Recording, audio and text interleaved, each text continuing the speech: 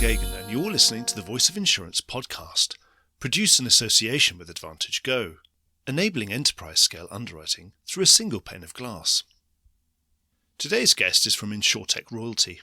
He's part of a select club of executives running youthful insurance businesses with valuations exceeding $1 billion. Bolttech and its group CEO, Rob Schimek, have been in a hurry, building technology and a licensed ecosystem that is connecting large companies and their customers, brokers and other intermediaries, carriers and thousands of their insurance products in 30 markets across 3 continents. It's done this from a standing start in only 2020. And today, billions of dollars of business are quoted through the fluid connections that the business facilitates. I've been around insurance and technology long enough to know that getting this kind of traction this quickly is something special, and that's why I wanted to get Rob on the show. In the last 2 decades, insurance investment graveyards have been filled with big, bold ideas like this, and I wanted to get to the heart of what Bolttech is trying to do differently. It turns out that far from disruption, the firm's approach is to bring collaboration and flexibility to everything it does. It's also incredibly focused on the hard and unglamorous technical yards of insurance that so many more naïve insurtechs make the mistake of overlooking. Dealing seamlessly with the complex regulatory aspects of selling thousands of products in different markets, perhaps through unlicensed entities, is an enormous challenge that this business takes just as seriously as the tech side of things. With a very senior insurance career already under his belt, Rob really is one of us. So listen on for an idea of what the future of general insurance distribution is going to look like. And if you were ever dying to learn what all the fuss surrounding embedded insurance is really all about, then you have absolutely come to the right place. Enjoy the podcast. Rob, welcome to the Voice of Insurance. Mark, thanks for having me today. Bolttech, you're probably tired of doing this because you've pitched this lots of times to different investors and to different people over the last few years, I'm sure. But please, just one more time, for us who don't know you, run us through the Bolttech offering. What does it do and how does it do it? Mark, I'll never get tired of talking about the Bolttech offering, so thanks for giving me the chance to do this. Let me start very high level for a second and just level set. So Bolttech is an international insurtech with a mission to build the world's leading technology-enabled insurance ecosystem. So that's a lot of words. I'll unpack that here in our discussion today. But I would just say in summary, the business that we're providing here with Bolttech, it really brings the technology and the insurance expertise together that's needed to connect insurers, distributors, and customers. And our goal is just to make it easier and more efficient to buy and sell insurance. And that's almost anywhere in the world. Interesting that you ask that. So today we are operating on 3 continents, North America, Asia, and Europe. And we have licenses in all 50 states in the US, as well as many international jurisdictions. But we operate in 30 markets across those 3 continents. And we do this capability that Bolttech brings to the table using a combination of distribution partners who are really important to us. We use 800 different distribution partners on the Bolttech exchange. And we are a connection point, bringing those distribution partners who want to sell insurance. So we're a B2B2C player. We bring those distribution partners together with the insurance providers, the insurance carriers. And our platform has over 200 insurance carriers. And we offer in excess of 6,000 product variations that enable our customers to buy just about anything they want in any of the 30 markets that we operate in across the 3 continents, North America, Asia, and Europe. And when you say ecosystem, so for example, about those licenses, obviously we don't have ecosystem licenses. So when you go into a state in the US, what license do you actually apply for? Technically, would they see you as a broker or an agent? Is that the sort of license you're likely to have? Exactly, Mark. So we are a licensed broker in all 50 states. And the reason is that we are truly an insurtech that brings together technology as well as insurance licenses and insurance expertise. That distribution license that is required not just in the United States, all 50 states in the US, but also internationally.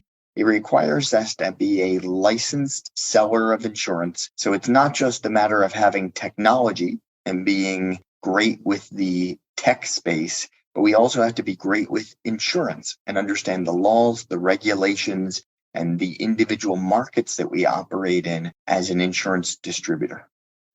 That's interesting because obviously you've got a long background in AIG, a long career, and you have 4 years at FWD in Singapore as well. Is that the difference, do you think? Because I've been reporting on digital insurance exchanges and probably aspiring to become ecosystems for many, many years, for as long as the internet has really existed, certainly for the last 20 years. And I've mostly reported on those aspirant ecosystems failing to get any kind of traction. And I want to ask you, what do you think the problem with a lot of those failures in the past and why you've got this traction, which has become so impressive, obviously personally put you on my radar? Well, let me start with what actually is the traction we've gained, just to put this in context for everyone. In the past 12 months, we have provided quotes to potential buyers of insurance in US dollars over $50 billion worth of annualized premiums. And the single biggest market that we operate in is the US. But as I mentioned to you previously, we're operating across 30 different markets in North America, Europe, and Asia.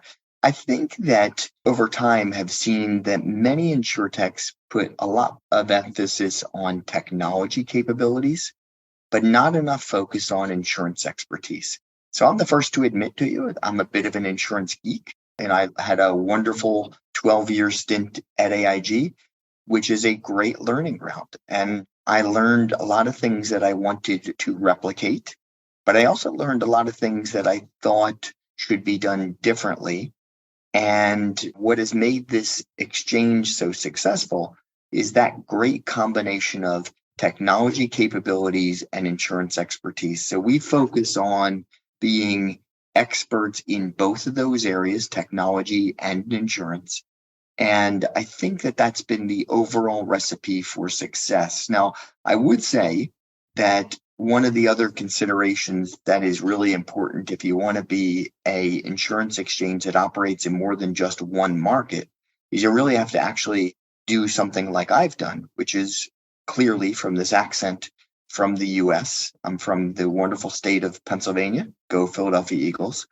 And you've got to understand the markets that you're operating in. So one of the things that's been a secret to success for Bolttech is that you have someone like me who literally picked up and moved to Southeast Asia. I live in this market each and every day. And one lesson that we learned is that any international insurtech has to really understand the landscape that differs market by market. And so there's a ton of challenges that come from insurtechs that really are hard to anticipate. And the only way you can be prepared for those things is to understand the regulatory requirements, the cultural and language barriers, the customer preferences, the varying levels of technology adoption. And you've got to live it, breathe it, and experience it each and every day to be successful. You picked Singapore as your global headquarters. Well, why that? And also you've gone sort of global straight away, which is, again, that's exceptional. Most players will start in one market. And obviously if you start in the US, you're already in the biggest market in the world. So that's a good place to start. And then maybe in year 4 or 5, you maybe expand, to Europe and Asia. So first of all, I'd like to ask you, what is it about Singapore that has attracted you as a global headquarters for a new business? Because that isn't necessarily the normal playbook for most insurtechs.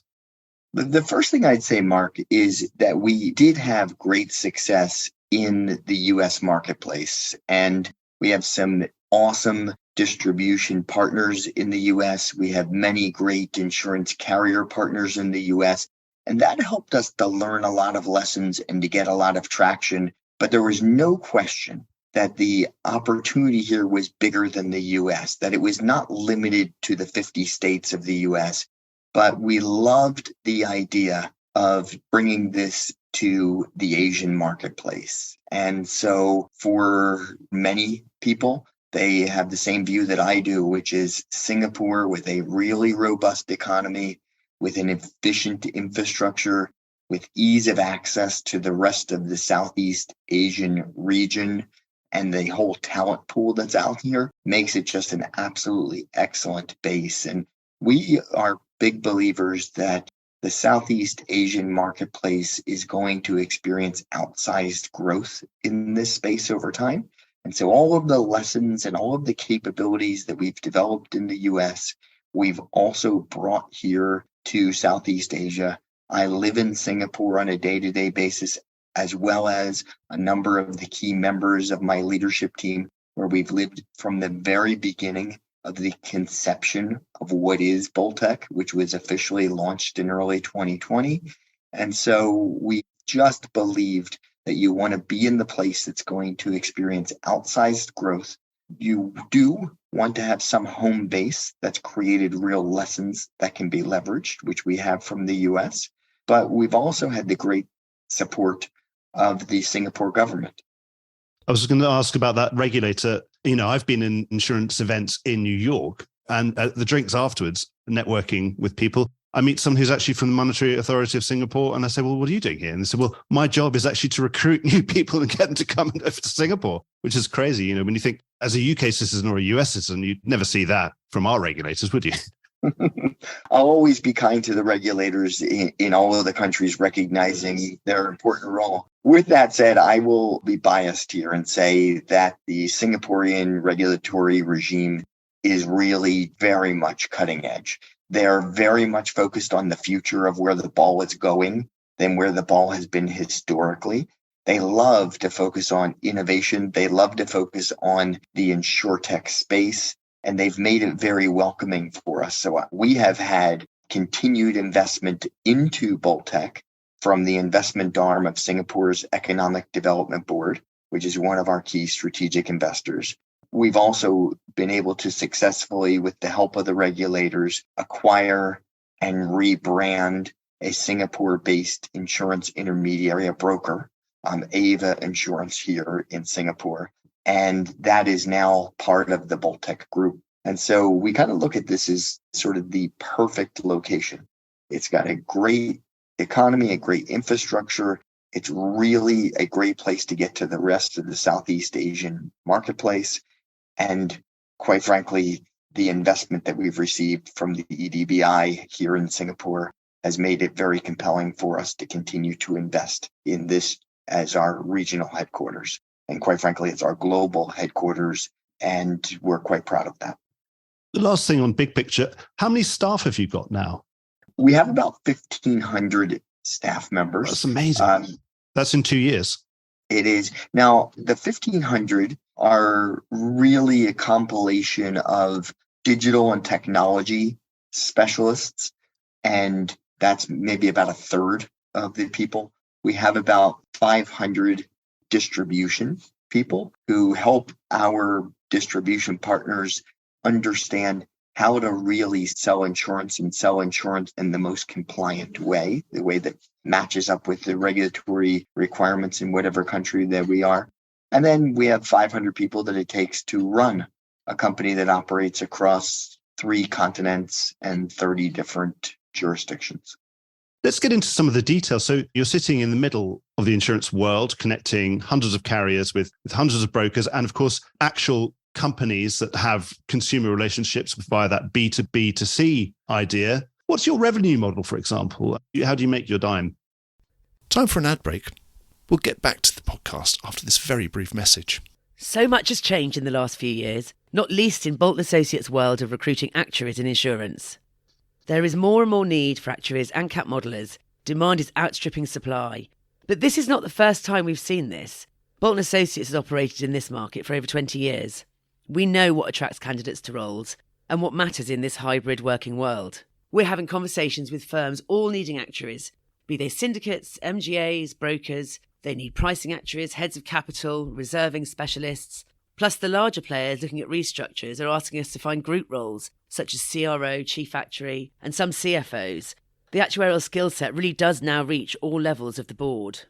In 2022, several senior actuaries took the CEO role, with more to come in 2023, so watch this space. And this is where the Bolton Associates network comes into play. We can build your actuarial function and also draw on our established network to find those actuaries who have skills not only with numbers, but with leadership, people, and specific insurance knowledge. 2023 has many exciting events for Bolton Associates coming up, keeping the market linked up, engaged, and hopefully having a bit of fun. We're good at what we do because we enjoy what we do. So if you want us to find your elusive actuary, fresh new juniors, or hear which firms are looking after their staff, then do get in touch. We're on Lime Street, so we're pretty easy to find, unlike that reinsurance pricing actuary you're currently struggling to hire. Let's speak soon. Get in touch at bolton-associates.co.uk.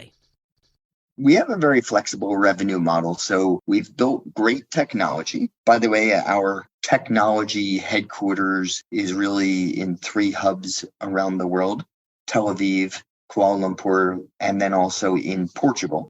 And that's where most of that tech and digital talent sits on a day-to-day basis.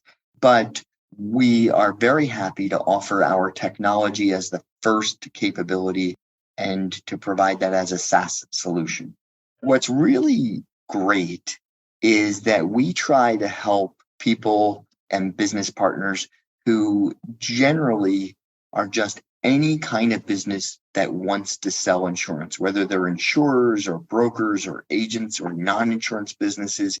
We can work with any of them to help to embed relevant insurance products into their customers' seamless experience. And so the business model extends not just to technology as a SaaS solution, but it also, where necessary, can provide the licenses.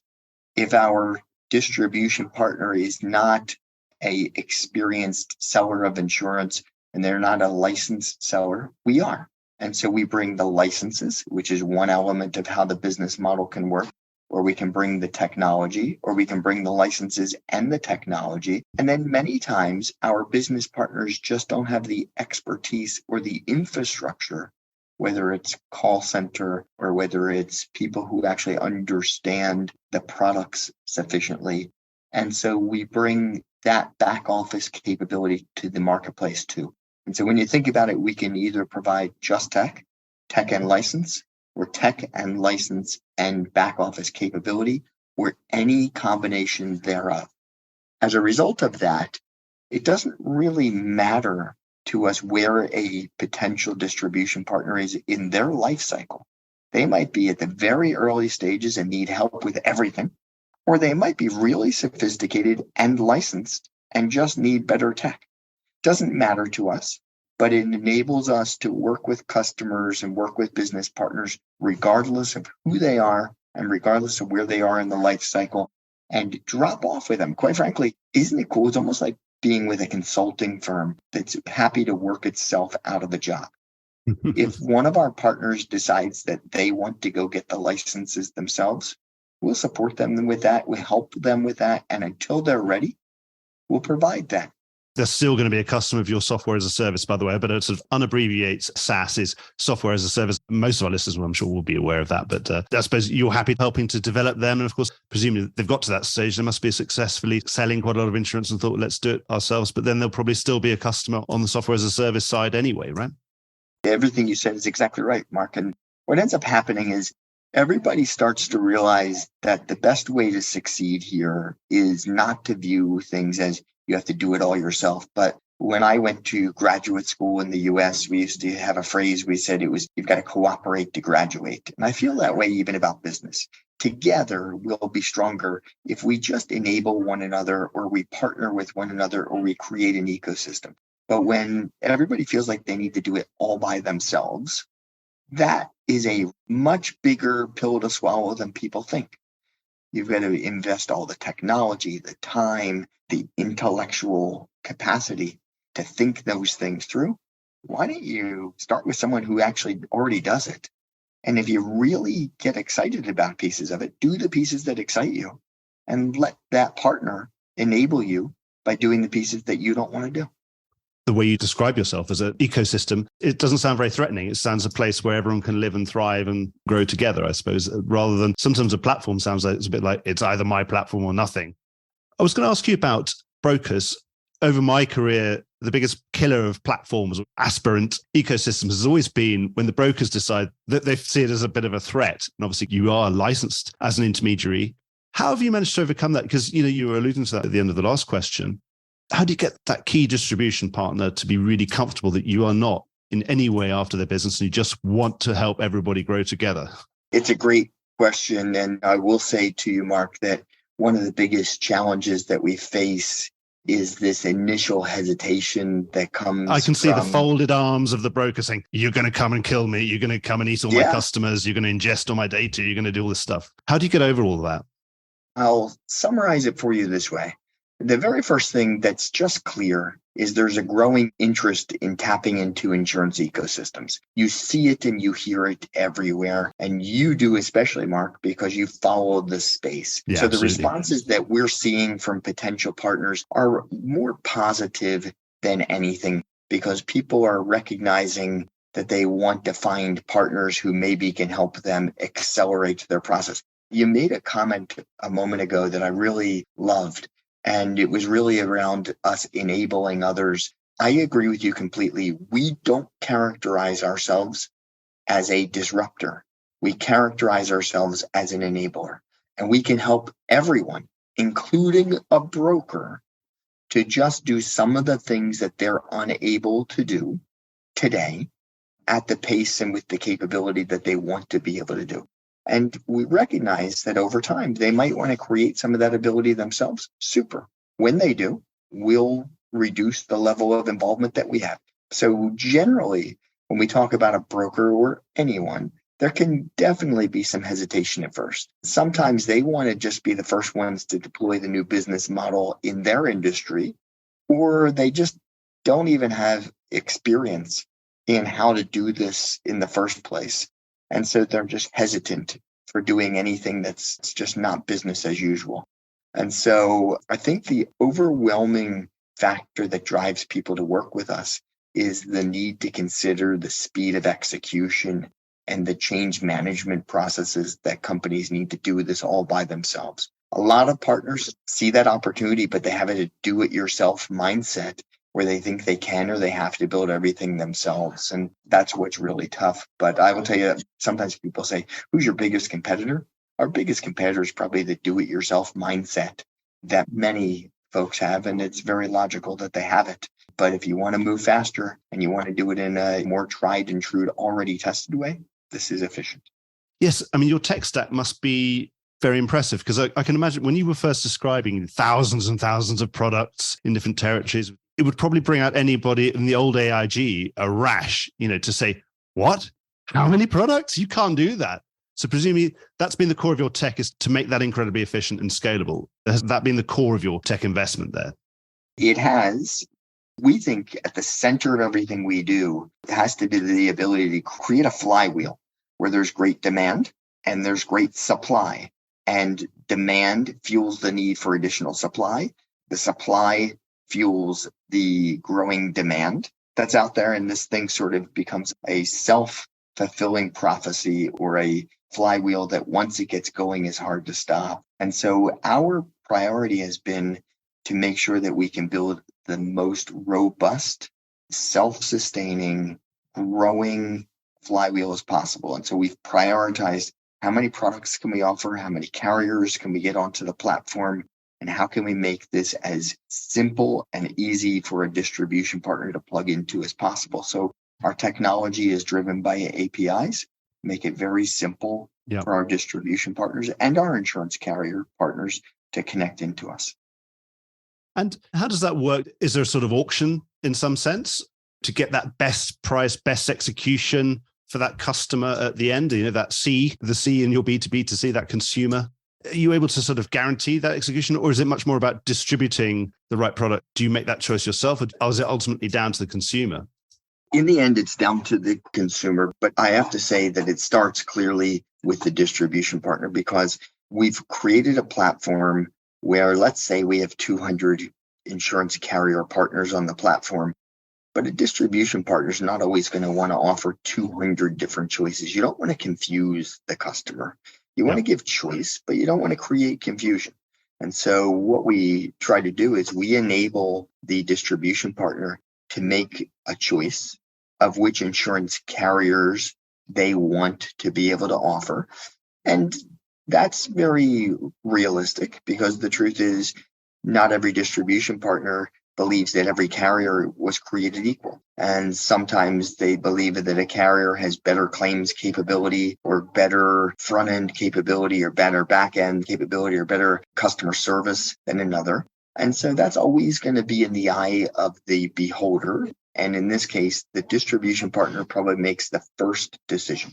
They decide which carriers do we want to make available on the platform. Once they've decided that, our technology is built to make this as seamless and as simple as possible. So when a customer starts to provide answers to the simple underwriting questions that we ask, the technology actually will weed through the different insurance carriers, and we'll be able to decide quickly which are the top handful of carriers who are actually going to have a realistic, viable quote for this customer. And by doing this, we maximize the choice, but we minimize the confusion because we quickly get to, with just a handful of questions, the number of carriers or the individual carriers who are going to provide a quote, and we can provide side-by-side comparison. But one of the best things that we do is we have a great recommendation engine, and the recommendation engine will tell you, this is the answer we think makes the most sense, but you don't have to trust us. You can choose for yourself. So it's a combination of a smart technology that enables us to weed through disparate and complex underwriting questions from a wide variety of carriers, and then a separate capability, which is a recommendation engine that will make a simple recommendation. That's what keeps it easy and the experience seamless for the customer. With that said, sometimes a customer doesn't care what our recommendation is. Sometimes a customer just wants to see it for themselves. We respect that and we're okay with that. And once you've created a contract, where do you sit in that? And where does your responsibility end? Do you just get everyone together and then, for example, for claims, you say, well, that's not where we sit and we're not adding any value there? And also, are you effectively a broker there, or are you an agent? You're more like an MGA at that point. And obviously there's the difference between the broker and the agent. The broker wants to go and buy more cover for less money, and the agent's quite happy to sell you less cover for more money, but they're both sitting in the middle. What are you on the technical side of this? First and foremost, our priority is to get the best answer that we can for the customer. And so if you said to me, you've got to focus on someone, who are you focused on? I would say we're focused on getting the best answer for our distribution partner into the hands of their customer. We're B2B2C. And so therefore it's the distribution partner's customer, and we want to get the best answer into that customer's hands that's possible. Again, as I mentioned to you before, sometimes our distribution partners are brokers or licensed intermediaries. Yeah. In which case, we're just the technology that makes it happen faster and makes it happen better and makes it more seamless, so that that distribution partner can feel and can look to the customers as though they have the best capable technology available. With that said, sometimes those distribution partners aren't licensed, and we are. In that case, we become the broker. Yeah. And our compensation can be compensation that's the commission that's paid from the insurance carrier. That's ultimately where the insurance policy is being placed. So it depends on whether we're a SaaS solution, where we are a licensed intermediary, like a broker. But if you said, like, whose interests do we have in mind most? The interests that we have in mind the most are the customer's interests, and we just want to give them choice. So one of the interesting things about us is we're really sort of the kings of choice. We're actually not meddling with any insurance carrier's underwriting engine. We're not trying to prioritize one insurance carrier over the other. We're trying to make sure that we understand the things that were important to the customer. When we ask the questions of the customer tells us what was important. The questions answer underwriting questions for the carrier, and then ultimately it enables us to make a recommendation. But our recommendation is not just a price-based recommendation. Remember, the original selection process of the carriers was first filtered by the distribution partner. Our distribution partner, which might be a telco, it could be a real estate agent, it could be any kind of retailer or other financial institution like a finance company. Yeah. Any of these kinds of companies are going to have preferences for what kind of capability do they want to offer to the customer and what priority is most important. It's not always price. What sort of split have you got now between those classic insurance distributors, i.e. licensed intermediaries of some sort or another, where you're acting as that kind of wholesaler or MGA to them, and the non-licensed consumer-focused businesses out of that B2B2C? What sort of split have you got at the moment? And which side of the business do you think is going to grow the fastest, say in 5 years' time? I would just guess that it's easier to start with people who are already licensed intermediaries. And I presume from day one, you probably got a load of brokers on board because, of course, you would. And you probably got more revenue with them right now. But I presume you're looking at some point in the future, some of these finance companies, telcos, the Amazons, the hire car companies, or whatever, the Airbnbs of this world, they sound like ideal candidates for you to partner with. Where's the split right now, and where do you think it's going to be at some point in the future? I love that question, Mark. And I will tell you that you said it quite well, because first and foremost, the starting point for this, the place that had the most initial demand was the already licensed distribution partners. And they've already got revenue, they've already got customers, and they can go from day one. As soon as you can get the API sorted, then they're in. Exactly. But I would tell you that the fastest growing part of the business is the non-licensed distribution partners. We love the telco space. We are great in the telco space. Which of these verticals is the one where you think it's got the most potential? The average man in the street would think, oh, Airbnb, Amazon, that's going to be obvious. But there are lots of other ways in, aren't there? Presumably they sell phone insurance, right? I mean, for a start. Exactly. So you can start right there. I wouldn't limit it to the telcos, but I love that space. I would tell you, because they really are a trusted business partner with so many end customers, right? You're already trusting them. We've all got a phone in our pocket, haven't we? So yeah, it all came from somewhere. So exactly that. And so the way that we see it, Mark, is that we love to think about it as a overall journey. We begin with a simple embedded insurance solution at a telco that begins with device protection. And we call it device protection, protecting the cell phone. By the way, sometimes that protection is pure insurance. Sometimes it's extended warranty and very flexible and very dynamic in terms of the capability. And what I mean by that is that a extended warranty product might be more of a service than an indemnity product. For anyone who really is quite familiar with that space, they'll get it right away. If anyone who's not familiar with it, an indemnity, you have a claim, submit the claim, and we'll reimburse you for your lost phone. But a service contract might say, if you have a problem, we'll replace your phone, and maybe we'll upgrade your phone, and maybe we'll swap you from an Apple phone to a Samsung phone. But that's the starting point with how we deal with a telco. And we can do that in any country across the 3 continents that I described. Then, because a customer's already dealing with the telco, imagine that you probably also buy your internet router or maybe your internet service, and therefore every home electronic device that's connected to the IoT might also ultimately have a connection back to that telco. We can provide protection there too. And then if we're going to provide protection for your cell phone and all of your home electronics, well, heck, maybe we can provide protection for all of your home contents, or maybe we can provide protection for your apartment where all of these devices sit. Because for many people who rent an apartment, the most valuable things that they have are those electronics. Now, I was about to say that, unless you have loads of expensive jewels lying around, which most people don't, when you're looking at your contents and filling out the schedule for the contents, you think, well, it's my laptop, isn't it? That's the most expensive thing I've got in my house. It's crazy, isn't it? Exactly. I haven't got that many individual items that I really would miss more than the laptop. You got it. The success of Bolttech is probably because of 3 things. 1, we've got a very flexible business model, right? So we can be the technology plus the license, or the technology plus the license plus the expertise that it takes to actually make this work behind the scenes, or any combination thereof. That's super. The second thing is we have an offering because we have so many products on our exchange.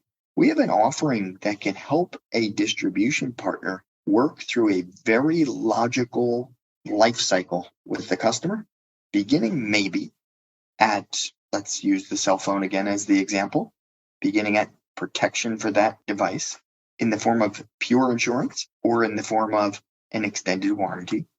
And then, oh, by the way, we can help you with all of the home electronics, because that's another capability. And oh, by the way, if we're helping you with all those things, maybe we can help you with your apartment. And if we help you with your apartment, maybe we can help you also with your auto and your apartment as a bundled capability. You can see that there's sort of a logical progression. And I think that many of these distribution partners are seeing that the future very well may be that we can evolve a customer relationship and continue to provide what the customer needs at the point that they need it through a trusted intermediary, a trusted business partner. And who do you trust more? Your telco or just some random potential distributor who just popped up and says, hey, I want to sell you? You're already doing business with that telco as an example. And it's not just limited to the telcos. We work with Samsung, so the OEMs who are manufacturing the products. Yep. We work with finance companies who finance the goods at the time that you buy them. And you can see how this can all be a life cycle play. So it's the flexibility of our model, the life cycle play. And then I think lastly, it's the attitude. We're not here to disrupt everybody. We don't think we're better than every insurance company. We don't think that we're here to replace or steal the customer from our end distributor. We're here to enable both the insurance carrier and the insurance distributor to get their job done more efficiently, more effectively. And I suppose on your distribution side, when you're working with someone who's not a licensed intermediary of any kind, just a consumer business, presumably there's a lot of hand-holding to get them comfortable with the idea of becoming a quasi-insurance intermediary, an introducer to the insurance world. Is that really where your big focus is, on that distribution workforce that you've got? Is that really what they're working on most of the time? It's pretty easy to sell a broker because a broker already understands insurance, is already regulated, knows exactly what they're dealing with. Presumably when you're going to a telco that's never done this before, you've got a lot of hoops to jump through. Is that right? Very well said, Mark. That's really, when you think about us having a large distribution organization, it's not that large when it comes to providing the Bolttech capabilities to the experts in insurance already today, because they're already experts in it, they're already licensed in it. They just need some enabling capability. Super. But when you go to work with these folks who've never done it before, it's an education process. It's a learning process. It's a product development process, a customer journey process. And we have to work with each of those partners in a slightly different way to make it work more efficiently for them, depending on the country, depending on the distribution outlet that they have, depending on their experience. And out of those verticals, you mentioned telcos, obviously. What are on your sort of top 5 hit list of you think the ones with the greatest potential for you to gain custom? We love the telco space, but also the OEMs. So like a Samsung or any other manufacturer. So that's great.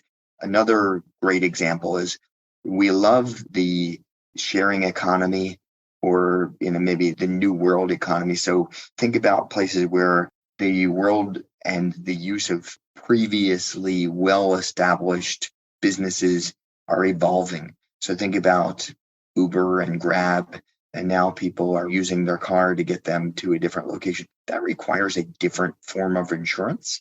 Just like in the state of Florida in the United States, you may see people renting their boat because it's a wonderful place with a lot of coastline where you can rent a boat. But that also has created a new economy and a new capability that's going to have to be created to serve the market. New risks, obviously, yeah. You betcha. And so, as I said, I love the telco OEM space. We love the sharing economy. We love the usage-based economy space where the world is evolving at this very moment. And where you really need that tech, don't you? Because you can have policies that only last half an hour. You betcha. An old legacy insurance company just is nowhere on that. That's right. We're very strong also, Mark, in the homeowner space, whether it's renters or homeowners or anything related to that. And so therefore you can think of it as it could be a agent or a broker who's selling you homeowners insurance, but it also could be the real estate broker who sells you the home in the first place, finds you the home, sells you the home, hasn't historically focused on what other capability can they bring to their customer, but what a logical time to offer to provide insurance for the home. But at the same time as you're selling the home to the person in the first place, imagine that the size of that market and the opportunity of that market is probably pretty much limitless. Rob, you've raised a very substantial amount of funds. It was an eye-catching amount of funds, and I'm sure you're still raising, and you're on follow-on rounds and other things. What's the money for? I mean, presumably, I suppose you've got a global business. You've already got 1,500 staff. You're scaling up, I presume. We really have focused first and foremost on creating the right organic growth. And so that means for us investing in the digital capabilities, the customer experience capabilities, the technology. This is all homegrown technology. So for the most part, it's been built ourselves. And so we've got to continue to invest in that capability to make sure that it is as robust as our distribution partners expect. And they rely on us to have it well controlled, to have it not fail, to have it strong. But also there's new capabilities that we've got to create in that technology each and every day, as you can imagine. The list of things to do for our digital and tech team is probably endless, Mark, right? Yes. So without a doubt, it's that. The second thing is really focusing on being able to make sure that we can bring the right capabilities to each of the markets that we operate in. And sometimes that requires us to do acquisitions where we have had to acquire licenses. If you try to operate in 30 countries, you've got to be licensed and understand the rules in every one of those 30 countries. And a failure on the regulatory side is just not acceptable. Not acceptable to Bolttech, but not acceptable to any of our partners. And so as a result of that, we have to invest a lot of time and a lot of effort and a lot of capital into the licensing side of the house, including acquiring the licenses where it's too complicated, where it would take too long to go greenfield. Yeah. And so that's one of the places where we've invested. And then sometimes we just don't want to build everything ourselves, even if we know that we could build it ourselves, because the truth of the matter is it would actually almost fly in the face of the business model we try to talk to people about, which is focus on the things you're really good at and don't be afraid to work as part of an ecosystem and work with others. And so many times inorganically, we're on the hunt for capabilities that we know we need, we know we could build, but we believe maybe someone has already built it, and maybe they've even built it better than we would have built it ourselves. And I suppose you get the people as well. You were going to have to hire those people. You might as well acquire the people along with the business, right? Yeah, and you kind of already hinted at this earlier, Mark, anyway. Think about it. We could never get to the number of employees that we have today. We could never get to the capabilities that we have today if we didn't do some of this with the help of inorganic activity. Yeah. If we're going to do it all organically, I'm going to die of old age. I'm okay with dying of old age, by the way, but I don't want to die of old age trying to build a Bolttech. Where's your limit? I mean, we've got your B2B2C. Of course, the insurance value chain is B to B to B to B to B to C. There's insurers buy reinsurance, reinsurers buy retro, there's ILS. Would you always keep yourself at that B to B to C end and near to that consumer, the end consumer, and be in general insurance? Or do you think there's potential for your technology, if you've built that stack, to apply to someone buying some reinsurance or retro or even ILS? We do believe that there is opportunity for this to continue to evolve over time because we have spent so much time in the insurance space. I think we really understand that this market can be one where there's opportunities in the reinsurance space, where there's opportunities in more parametric ILS type capabilities.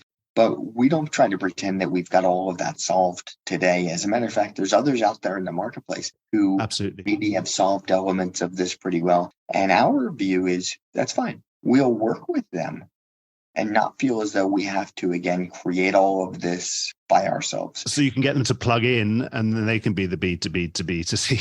Exactly. I think our real responsibility in life is to just help the market move faster to its end destination. And we want to be that enabler that can make this happen faster, better, more seamless, and more smoothly. But that's not going to be a recipe where we do it all by ourselves. Before we go, what you're doing is incredibly entrepreneurial, Rob. So I always like to ask the entrepreneur, what kind of entrepreneur are you? There are some people who are sort of, I'm Rob, I want Bolttech to be the kind of thing I hand on to my grandkids, this business I built up over the whole of my life. Or there are other people who love validating an idea, building it up to scale, proving it's definitely worthy, but then want to move on after that because there's always the next thing. Which kind of entrepreneur are you? Great question. I'm not sure that I have the simple answer to it. I'll say this, that I am someone who absolutely has been around this world long enough to know which things I think I would want to see done differently. And so I focused very much on being a true problem solver for the things that I think don't work the way that they should. I also am not here to repeat all the businesses that others have done. I would tell you that I don't think you'll find another company that has a business model, because we've talked just about the pure insurance exchange here for the most part in our conversation today. But we do so much in embedded insurance. We do some work in the MGA space. We do things across the value spectrum, but it's because we're solving problems. The great part about this is the problems that we're solving are interconnected, meaning I don't have a great idea that chases a shiny penny out in left field.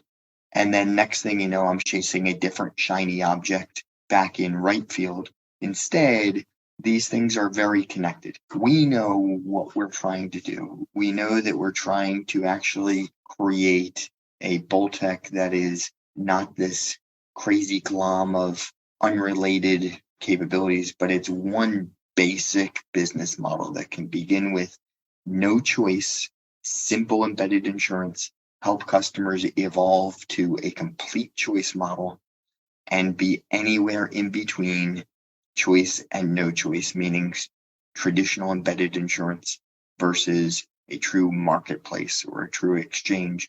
We believe that these two things are completely connected, and we believe that there are problems to solve in the embedded insurance market. There's problems to solve in the choice model, and we're trying to fix all of those just because we've been around for a long time and recognize the things that we wish that someone else would have already done better or done differently.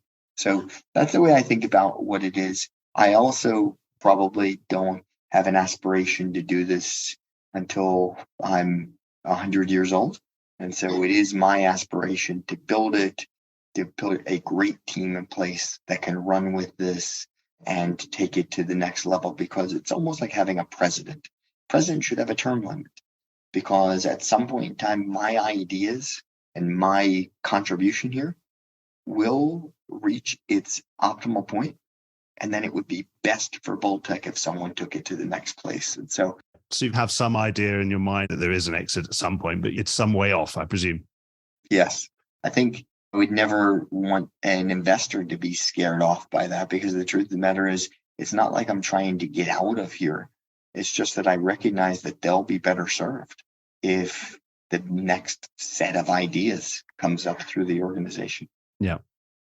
And before we go, let's clear up about embedded insurance. It probably is the buzzword of 2023 in insurtech circles. What you're doing really is embedded insurance. And when you're talking about B2B2C, is that what we mean by embedded insurance, particularly where those non-insurance entities are enabled to sell insurance accompanying their services and products? So I think the way we think about it is, if you think about a choice model, like we run with our big exchange, quote, $50 billion of premium, you could imagine how any product that's offered on that exchange, on that choice model, could be improved with embedded capabilities. Just like you could imagine how anyone who provides embedded protection today, let's take the telco who protects your cell phone, could be well served by helping the customer graduate beyond protecting just the cell phone, but protecting the home electronics, by protecting the home contents, by protecting the home.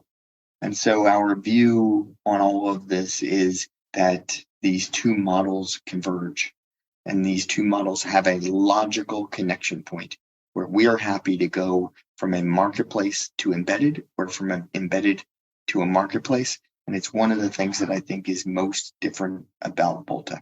Because you could have embedded choice, couldn't you? You hit it. And I actually believe over time, the world may get to that. It's not there today. So we're fine with the no choice, simple embedded model, just helping people evolve ultimately to choice. Yes, no, do you want it or not? You betcha. But it could be at some point, yes, no, do you want your cell phone protected by AIG or MAPFRE? You got it. Okay, Rob, you must be incredibly busy. You're doing an amazing job, and good luck with everything. And if you continue at this growth rate, you'd be 500 billion before we know it. And the latest Swiss Re report was how many trillion of insurance premium are there in the world? 6 trillion? Yes. Something like that. You're getting a share of that. So good luck as you eat further into all that and help digitize the world of insurance. I really have enjoyed talking to you. It's a fantastic vision. And I hope you can book in some time at some point in the future to give us an update, because I'm sure it will be a different story and will have evolved hugely in any intervening time. Thank you so much, Rob. Thank you, Mark. Well, I hope you enjoyed today's episode. If you did, don't forget to subscribe or leave a like or a review or recommendation on whatever podcast platform you used to access this program. These really help get the word out. Before we go, just a quick reminder that advertising slots are available here and in other places in the Voice of Insurance podcasts. Podcasting is the fastest growing medium and attracts a high quality audience of key decision makers. It's also an intimate medium where you, the listener, are right in the room with me and the interview subjects. Needless to say, that means it's a great way of getting your message out directly to an audience because you know you've got their full attention. It's also very cost effective. So get in touch with Mark at thevoiceofinsurance.com to find out how you could be speaking directly to the industry. The Voice of Insurance podcast is produced in association with Advantage Go, enabling enterprise-scale underwriting through a single pane of glass. Voice of Insurance is produced by me, Mark Gagan. Music was written by Anna Gagan and produced by Carlos Gagan. Check out more podcasts and written comment pieces at www.thevoiceofinsurance.com.